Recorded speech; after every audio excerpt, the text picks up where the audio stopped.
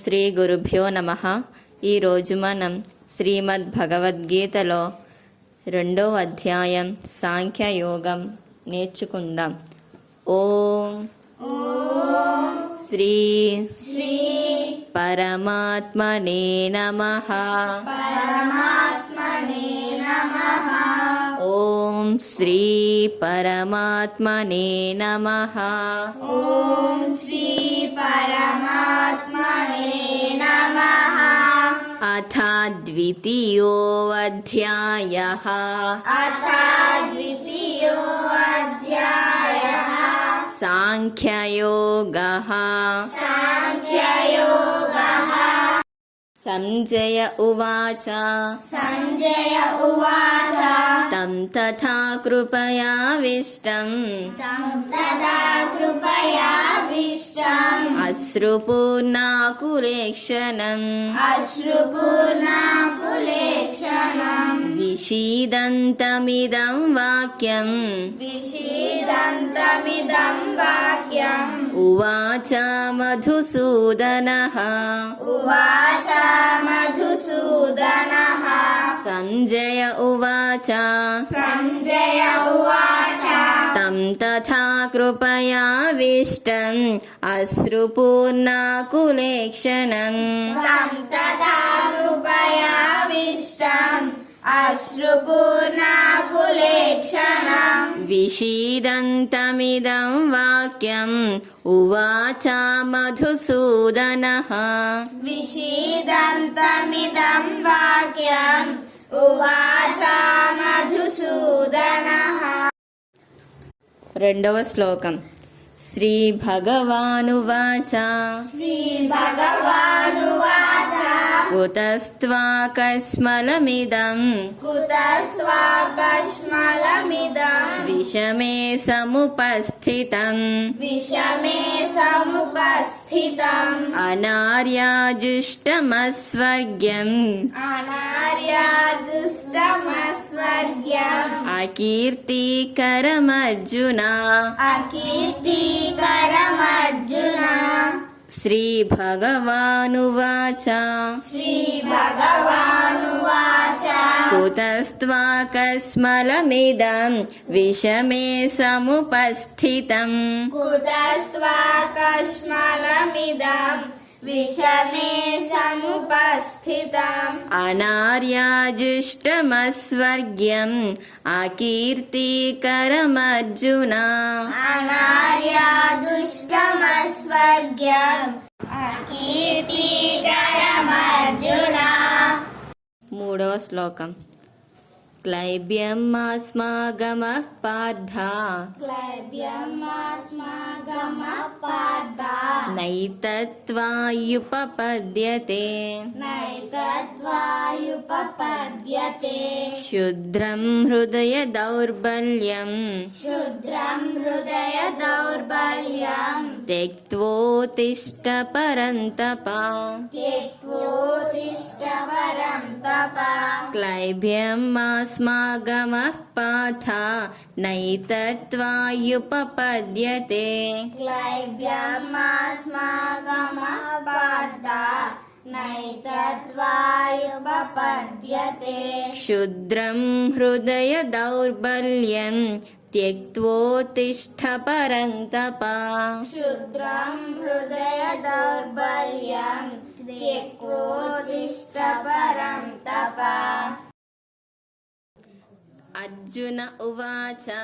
అర్జున ఉవాచ. కథం భీష్మామహం సంఖ్యే కథం భీష్మామహం సంఖ్యే ద్రోణం చ మధుసూదన. ద్రోణం చ మధుసూదన. ఇషుభిః ప్రతియోత్స్యామి ఇషుభిః ప్రతియోత్స్యామి. పూజర్హావరిసూదన. పూజర్హావరిసూదన. అర్జున ఉవాచ. అర్జున ఉవాచ. కథం భీష్మమహం సంఖ్యే ద్రోణం చ మధుసూదన. కథం భీష్మామహం సంఖ్యే ద్రోణం చ మధుసూదన. ఇషుభిః ప్రతియోత్స్యామి पूजहावरिसूदन इषुभिः प्रतियोत्स्यामि पूजर्हावरिसूदन.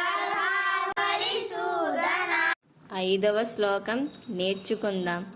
గురూణ హత్వా హి మహానుభావాన్ గురూణా హత్వా హి మహానుభావాన్ శ్రేయో భోక్తుం భైక్ష్యమపీహ లోకే శ్రేయో భోక్తుం భైక్షమపీహ లోకే హత్వాధకామాంస్తు గురూనిహైవ హత్వార్థకామాంస్తు గురూనిహైవ భుంజీయ భోగాన్ రుధిరప్రదిగ్ధాన్ భుంజీయ భోగాన్ రుధిరప్రదిగ్ధాన్ గురూణ హత్వా హి మహానుభావాన్ శ్రేయో భోక్తుం భైక్ష్యమపీహ లోకే గురూణా హత్వా హి మహానుభావాన్ శ్రేయో భోక్తుం భైక్షమపీహ లోకే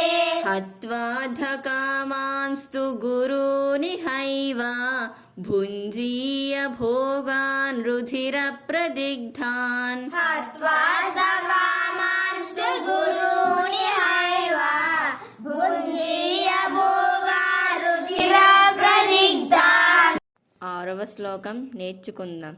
నచైతద్విద్మః న చైతద్విద్మః కతరన్నో గరీయో కతరన్నో గరీయో నచైతద్విద్మః కతరన్నో గరీయో న చైతద్విద్మః కతరన్నో గరీయో యద్వా జయేమ యది వా నో జయేయుః యద్వా జయేమ యది వా నో జయేయుః యానేవ హత్వా న జిజీవిషామః యానేవ హత్వా న జిజీవిషామః దేవ స్థితాః ప్రముఖే ధాతరాష్ట్రాः ఏవ స్థితాః ప్రముఖే దాతరాష్ట్రాः న చేతద్విద్మః కతరన్నో గరీయో యద్వా జయేమ యది వా నో జయేయుః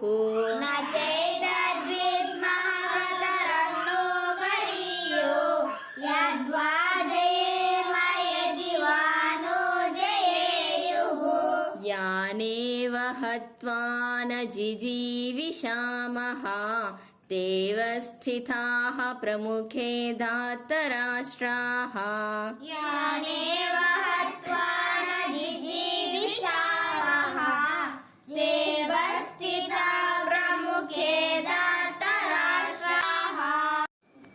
ఏడవ శ్లోకం నేర్చుకుందాం. కార్పణ్యదోషోపహత స్వభావః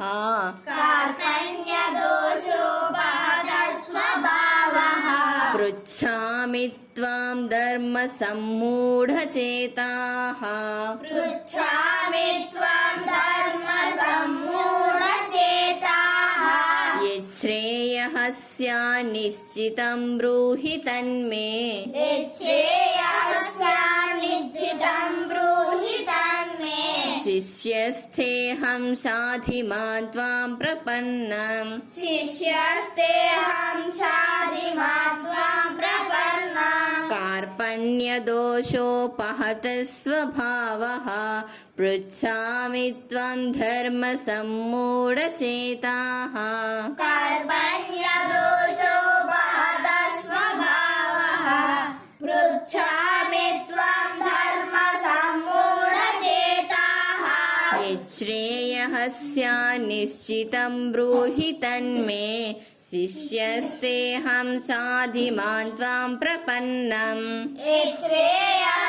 యచ్ఛ్రేయస్యాన్నిశ్చితం బ్రూహి తన్మే శిష్యస్తేహం చాధిమాత్వం ప్రపన్నం. 9వ శ్లోకం నేర్చుకుందాం. నహి ప్రపశ్యామి మమాపనుద్యాత్ నహి ప్రపశ్యామి మమాపనుద్యాత్ యచ్చోకముచ్ఛోషణమింద్రియాణాం యచ్చోగముచ్ఛోషణమింద్రియాణాం అవాప్య భూమావసపత్నమృద్ధం అవాప్య अवाप्य भूमा वसपत्नरुद्रा राज्यं सुराणामपि चाधिपत्यम् राज्यं सुराणामपि चाधिपत्यम् न हि प्रपश्यामि ममापनुद्यात् यच्छोकमुच्छोषणमिन्द्रियाणाम् न हि प्रपश्यामि ममापनुद्यात्